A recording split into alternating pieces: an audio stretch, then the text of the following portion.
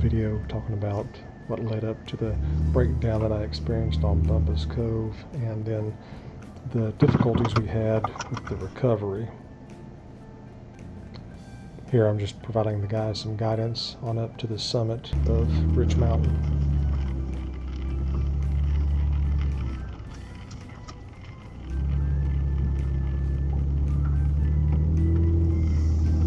Now this gate is never open. I've never seen it open when I've been up on Bumpus, and so I was really excited to go exploring, and so that's what I decided to do. So I thought I'd do a quick scouting and then just catch up with the rest of the group.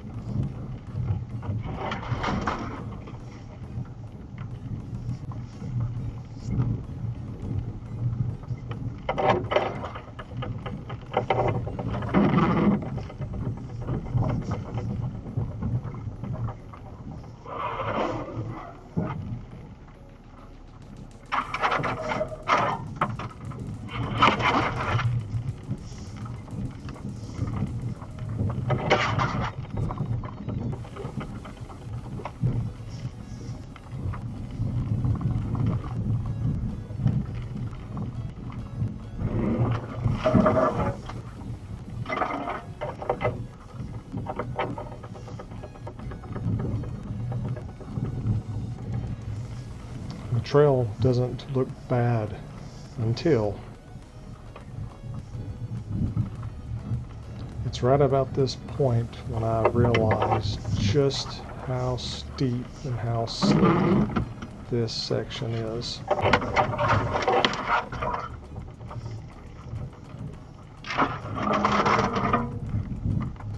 And it's at this point I can really tell that this is just extremely steep, and I know this is going to be really slick, and there's no turning around at this point. It's just getting down it and just hoping I can get back up it.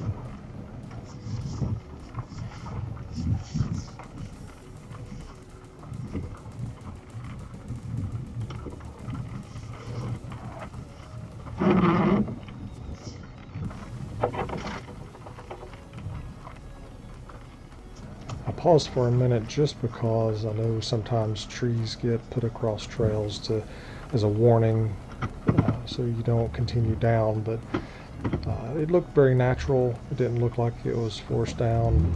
It was a small tree, and so at this point I figured I'm in for a penny, in for a pound, so we're just going to climb across it.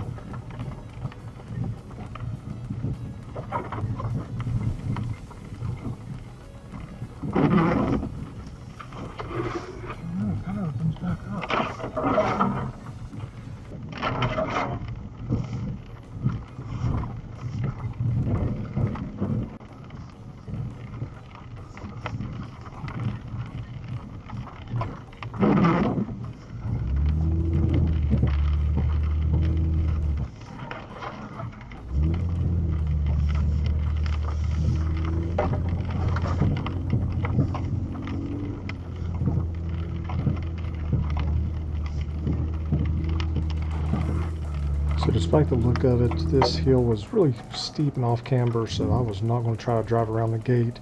And it looked like somebody messed with it, so I just didn't feel like it was appropriate. And with the rain and how wet and slick it was, I wasn't going to try to get past it and to explore, so I decided just to do it on foot. It was a large field, looked like dispersed camping. Did not see any other connecting trails.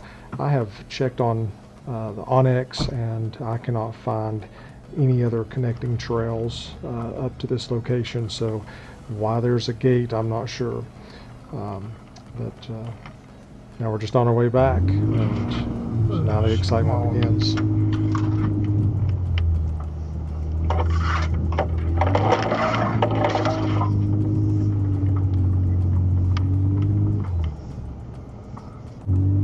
This is the first climb attempt.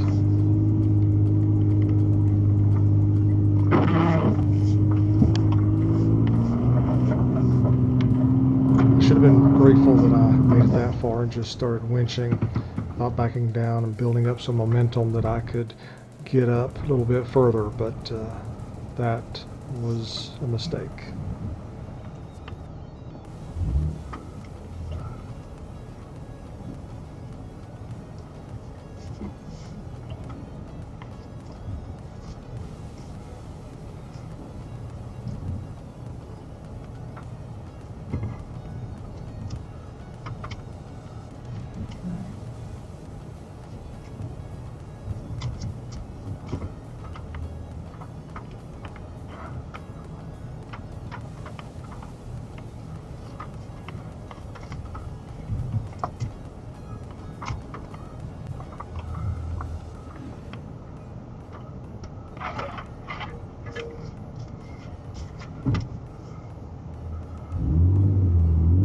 I'm still not sure at which point I lost the first CV, but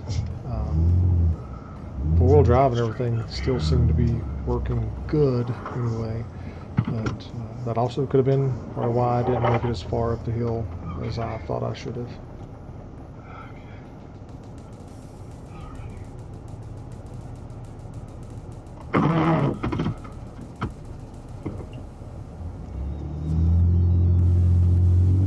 Second attempt. It bounced really hard against that wall, and I felt that so hard.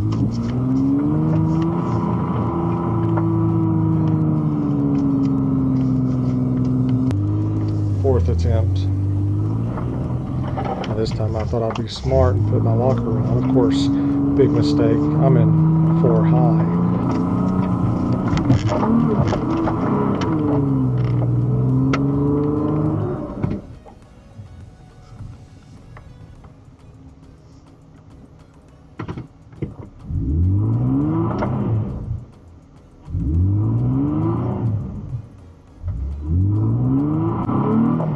When I hit that wall with that locker in, that was the end of the CV. And now 4-wheel drive is gone. I contacted my group and headed up the trail so to make sure that no one came down and got stuck like I did, because that hill is just so bad, so slick. Of course, the only option we've got, since there's no trucks that can come down that trail, is just winching from the trees, which is again what I should have started doing the first time that I got as far as I did. Now Matt does bring his truck down, but he gets stuck and pretty much have to get him recovered now there too.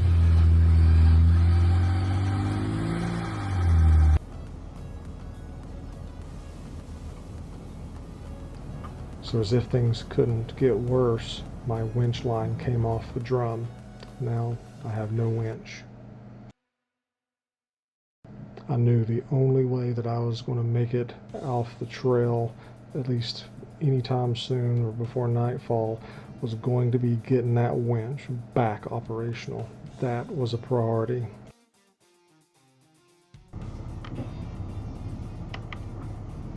Praise to these guys in the group. I got that winch going, and the guys stayed on the trail, leave no man behind, and they were champions through all the rain and the mud, and helping me to hook up to the trees and everything. Fantastic. I could not have asked for a better group of guys to help recover.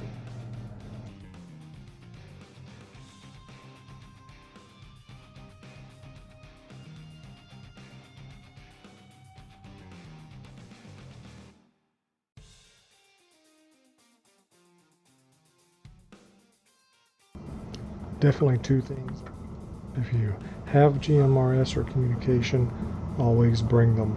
I have it in the truck, but I've also got handhelds. From now on, I need to bring them, and I know that. The other thing is, don't put your lockers in 4 high. I knew better, and I paid the price for it.